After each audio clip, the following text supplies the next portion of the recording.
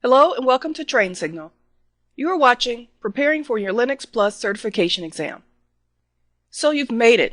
You've completed all the lessons, practiced the commands, and may have even destroyed and had to rebuild your testing machine. Congratulations on this essential rite of passage. In this lesson, we'll take a moment to go over a few things to help prepare you for the testing and certification process. First, we'll provide an overview of the exam with the number of questions, scoring, and the like. Then we'll tell you where to schedule and take the exam and discuss what to do if you need to retake it.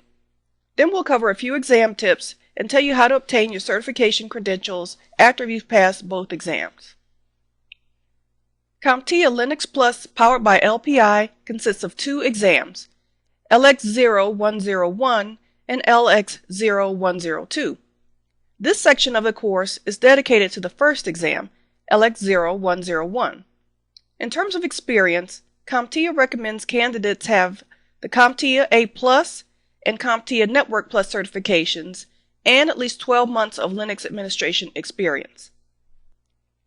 Another thing to note is that exam objectives are also subject to change without notice, so be sure to obtain the latest exam objectives from CompTIA's website as listed on the screen.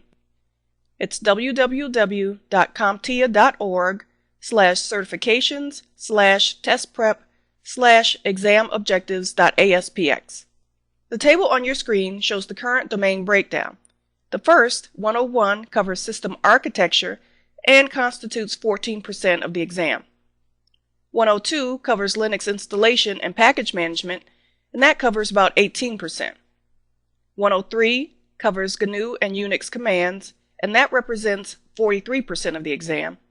And the final domain, 104, covers devices, Linux file systems, and the file system hierarchy standard, and that represents about 25% of the exam. This is a 60-question, 90-minute exam that has both multiple choice and fill-in-the-blank questions. To pass the exam, you need a 500 on a scale of 200 to 800. Now, scores are calculated using a statistical analysis that's also subject to change. Now, after you finish the exam, you'll receive a score report along with the score breakdown by section. Next, let's talk about where to take the exam. There are two testing centers where you can take your certification exam, either Pearson VUE or Prometric. You'll need to register for your exam at one of these testing centers. For Pearson VUE, their website is www.pearsonvue.com. Prometric is www.prometric.com/CompTIA/default. At each website, you can search for local testing centers as well. The current cost for the exam is between $150 and $168. Let's move on and talk about the exam retake policy. In the unfortunate event that you don't pass the exam on the first try, you can retake it immediately. However, if you don't pass the second time or after any subsequent attempts, you must wait at least 14 days before trying again. Additionally, in the interest of protecting the integrity of the exam, there are a few rules to note. First, if you pass the exam, you can't retake it again without getting consent from CompTIA. Second, CompTIA beta exams may only be taken one time by each candidate. And finally, a test result found to be in violation of the retake policy will not be processed, which could result in no credit awarded for the test taken. And repeat violators will be banned from participation in the certification program altogether. On the next slide, we'll review some exam tips. Throughout the course, we've referred to the man and/or info pages for Linux commands that you can access at the command line by typing in man followed by the command name. The command is also the same for info. I recommend you spend additional time reviewing the man pages. As we've discussed, the objectives for the exam do change from time to time, and the best way to be prepared is to know every detail, and the man pages provide them. And of course, you have all the lessons that you've completed. Use them. Review each one as many times as you need to. I also suggest that you spend some time on your test system practicing some of the demos that we went through. This repetition is key to helping you commit the material to memory. During the exam, you have the option to mark questions for later review. Doing so will ensure that you have enough time to complete the exam. I personally went through and answered everything that I was sure of, then I went back over the tough ones after those were completed. This strategy may work for you as well.